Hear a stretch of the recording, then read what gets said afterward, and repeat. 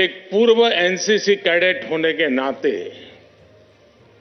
मैं जब भी आपके बीच आता हूं, कितनी ही पुरानी यादें ताजा होना बहुत स्वाभाविक है। एनसीसी कैडेट्स के बीच आने पर सबसे पहले एक भारत श्रेष्ठ भारत के दर्शन होते हैं। आप लोग तो देश के कोने कोने से यहां आए हैं और मुझे खुशी है कि बीते वर्षों में एनसीसी रैली का दायरा भी लगातार बढ़ रहा है और इस बार एक और नई शुरुआत यहां हुई है। आज यहां देश भर के सीमावर्ती गांव के, जिन्हें सरकार वाइब्रेंट विलेज के रूप में विकसित कर रही है, उनके 400 से अधिक सरपंच हमारे बीच हैं। इसके अलावा देश भर के सेल्फ हेल्प ग्रुप्स के प्रतिनिधि के रूप में 100 से ज्यादा बहनें भी उपस्थित हैं। मैं आप सभी का भी बहुत बहुत स्वागत करता हूं। साथियों, एनसीसी की ये rally one world, one family, one future की भावना को निरंतर मजबूत कर रही है। 2014 में इस रैली में 10 देशों के कैडेट्स ने हिस्सा लिया था। आज यहां 24 मित्र देशों के कैडेट्स मौजूद हैं। मैं आप सभी का और विशेषकर विदेशों से आए सभी यंग कैडेट्स का अभिनंदन करता हूं। मेरे युवा साथियों, इस वर्ष देश 75वां गणतंत्र दिवस मना रहा है। ये ऐतिहासिक पड़ाव देश की नारी शक्ति के लिए समर्पित रहा। हमने कल कर्तव्य पथ पर भी देखा कि इस बार का आयोजन विमेन पावर के लिए समर्पित रहा। हमने दुनिया को दिखाया कि भारत की बेटियां कितना बेहतरीन काम कर रही है। हमने दुनिया को दिखाया कि भारत की बेटियां किस प्रकार हर सेक्टर में नए आयाम गढ़ रही हैं। गणतंत्र दिवस की परेड में भी ये पहला अवसर था जब इतनी बड़ी संख्या में विमेन कंटिजेंट ने हिस्सा लिया। आप सभी ने शानदार परफॉर्म किया। आज यहां अनेक कैडेट्स को पुरस्कार भी मिले हैं। कन्याकुमारी से दिल्ली और गुवाहाटी से दिल्ली तक साइकिल यात्रा करना, झांसी से दिल्ली तक नारी शक्ति वंदन रन, 6 दिन तक 470 किलोमीटर दौड़ना, यानी हर दिन 80 किलोमीटर दौड़ लगाना, यह आसान नहीं है। ये विभिन्न आयोजनों में हिस्सा लेने वाले मैं सभी कैडेट्स को बधाई देता हूं। और जो साइकिल के 2 ग्रुप हैं, एक बड़ौदा और एक काशी। मैं बड़ौदा से भी पहली बार सांसद बना था और काशी से भी सांसद बना था।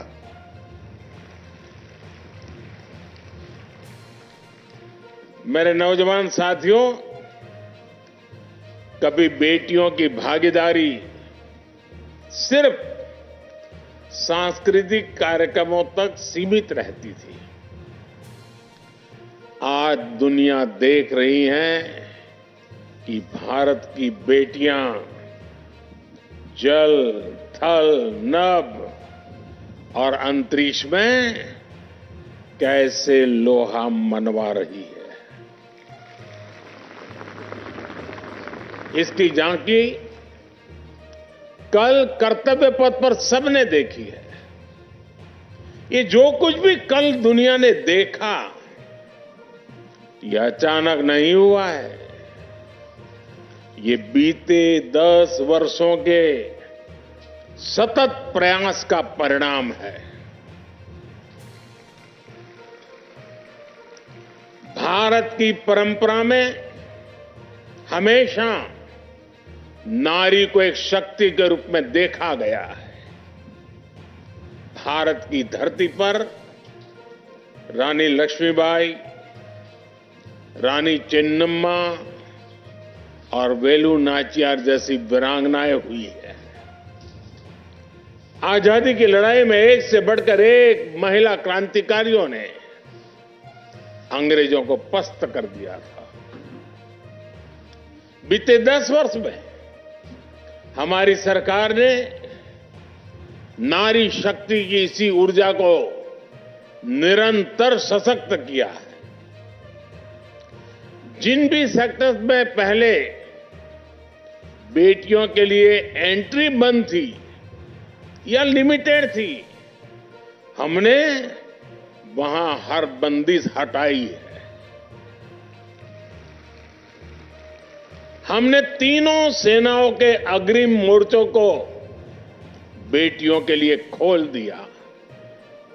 आज सेनाओं में महिला अधिकारियों को परमानेंट कमीशन दिया जा रहा है। बेटियों के लिए तीनों सेनाओं में कमांड रोल्स और कॉम्बैट पोजीशन में रख के रास्ते खोले गए हैं। आज आप देखिए, अग्निवीर से लेकर फाइटर पायलट तक बेटियों की भागीदारी बहुत अधिक बढ़ रही है। पहले सैनिक स्कूलों में भी बेटियों को पढ़ाई की इजाजत नहीं थी। आज देश भर में अनेक सैनिक स्कूलों में बेटियां पढ़ रही है। केंद्रीय सुरक्षा बलों में तो 10 वर्षों में महिला कर्मियों की संख्या 2 गुनी से अधिक हो चुकी है। राज्य पुलिस फोर्स में भी ज्यादा विमेन फोर्स के लिए राज्यों को प्रोत्साहित किया जा रहा है। और साथियों, जब ऐसे प्रोफेशन में बेटियां जाती हैं, तो इसका असर समाज की मानसिकता पर भी पड़ता है। इससे महिलाओं के खिलाफ अपराध कम करने में भी मदद मिलती है। युवा साथियों, समाज के दूसरे सेक्टर्स में भी बेटियों की भागीदारी निरंतर बढ़ रही है। गांव-गांव में बैंकिंग हो, इंश्योरेंस हो, इससे जुड़ी सर्विस डिलीवरी में भी बड़ी संख्या में हमारी बेटियां ही हैं। आज स्टार्टअप्स हो या सेल्फ हेल्प ग्रुप्स, हर क्षेत्र में बेटियां अपनी छाप छोड़ रही है। युवा साथियों, बेटों और बेटियों के टैलेंट को जब देश बराबरी का अवसर देता है, तो उसका टैलेंट पूल बहुत बड़ा हो जाता है। यही तो विकसित भारत के निर्माण की सबसे बड़ी ताकत है। आज पूरी दुनिया की ताकत भारत के इस टैलेंट पूल पर। आज पूरी दुनिया भारत को विश्व मित्र के रूप में देख रही है। भारत के पासपोर्ट की ताकत बहुत अधिक बढ़ रही है। इसका सबसे अधिक फायदा आप जैसे युवा साथियों को हो रहा है, आपके कैरियर को हो रहा है। दुनिया के अनेक देश आज भारत के युवाओं की प्रतिभा को एक अवसर के रूप में देख रहे हैं।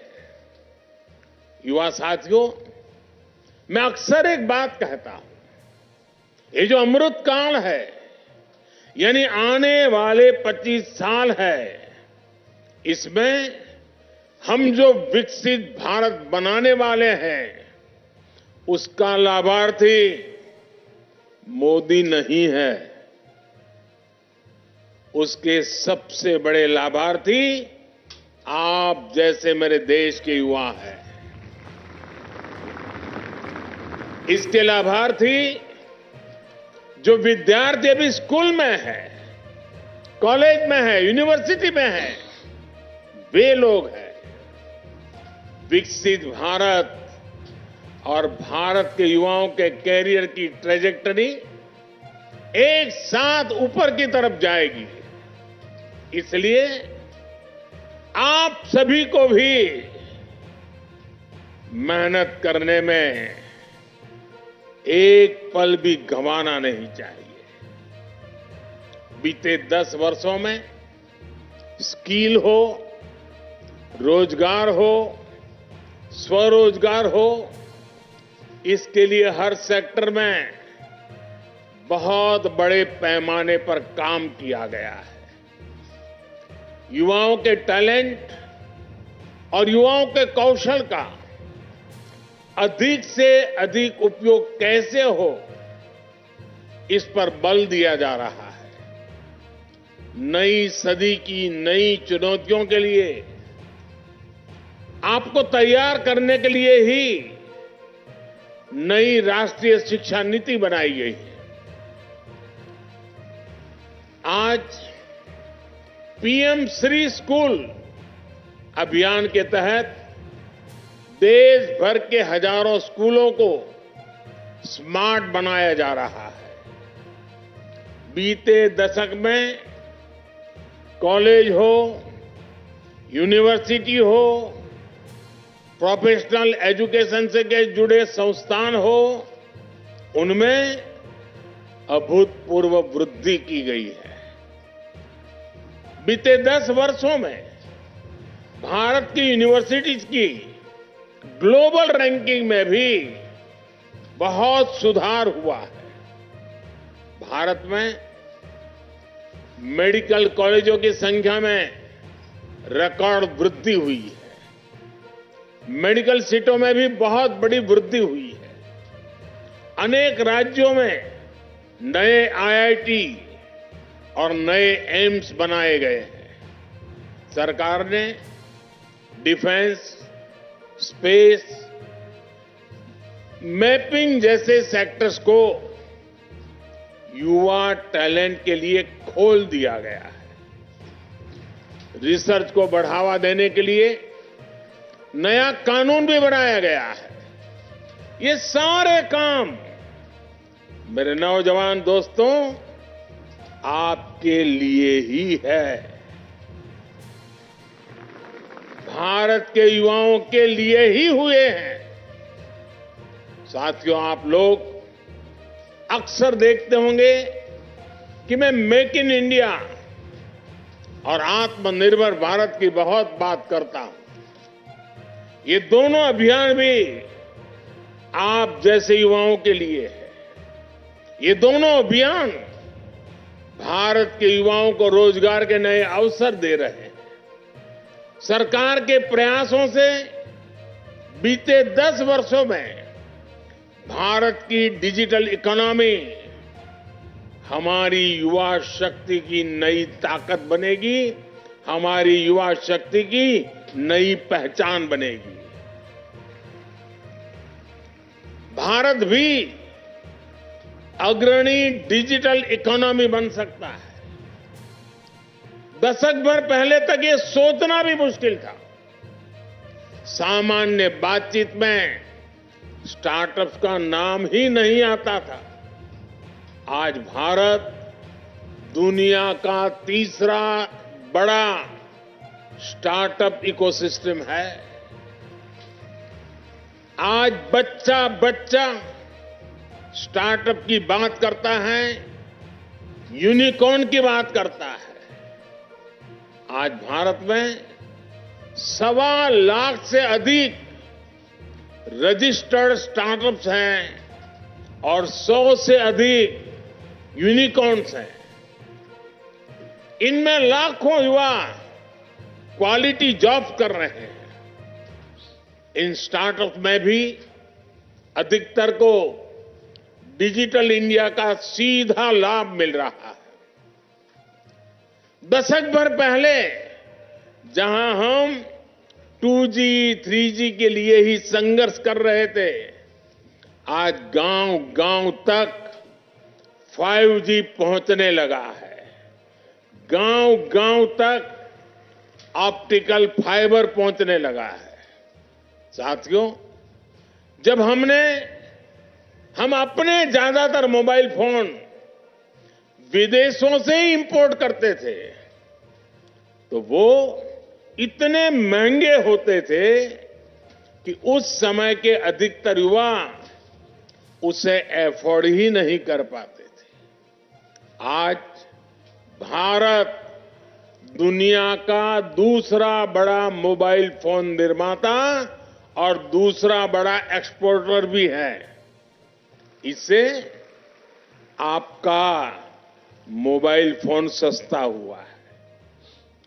लेकिन आप भी जानते हैं कि फोन का महत्व बिना डेटा के कुछ नहीं है।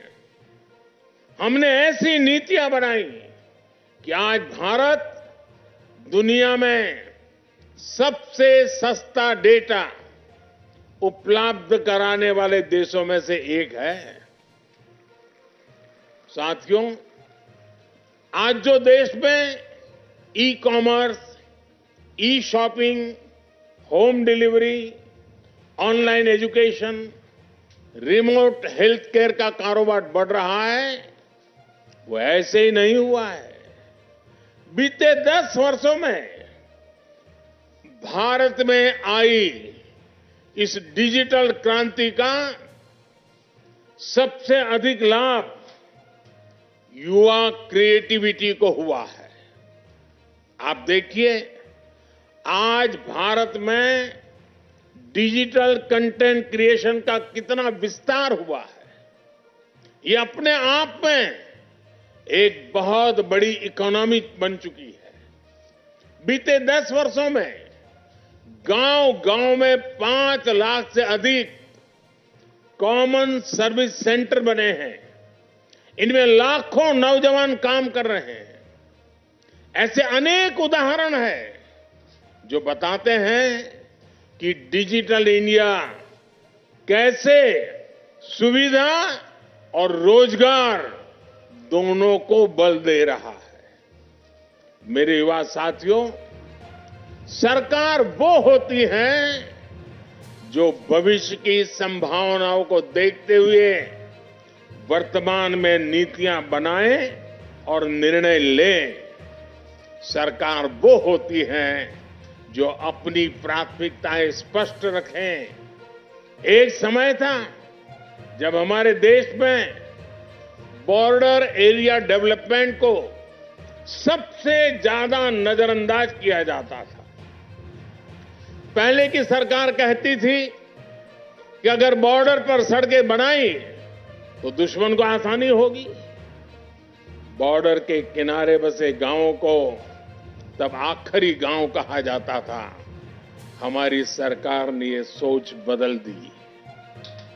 जो पहले की सरकार की नजरों में आखिरी गांव थे, हमारी सरकार ने उन्हें प्रथम गांव माना। आज इन गांवों के विकास के लिए ही वाइब्रेंट विलेज योजना चलाई जा रही है। इन गांवों के अनेकों सरपंच आज इस कार्यक्रम में भी उपस्थित हैं। आज वो आपको देख रहे हैं, आपकी ऊर्जा को देख रहे हैं, खुश हैं। कल को बॉर्डर किनारे के यही गांव टूरिज्म के बहुत बड़े केंद्र बनने जा रहे हैं। मैं चाहूंगा कि आप भी वाइब्रेंट विलेज के बारे में ज्यादा से ज्यादा जानें। मेरे युवा साथियों, विकसित भारत आपके सपनों को पूरा करने वाला होगा।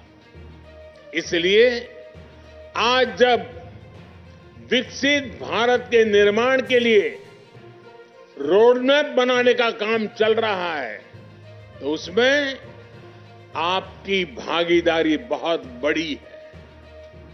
आप जैसे युवाओं के लिए ही सरकार ने मेरा युवा भारत यानी माय भारत संगठन भी बनाया है। ये 21वीं सदी के भारत के युवाओं का सबसे विराट संगठन बना है।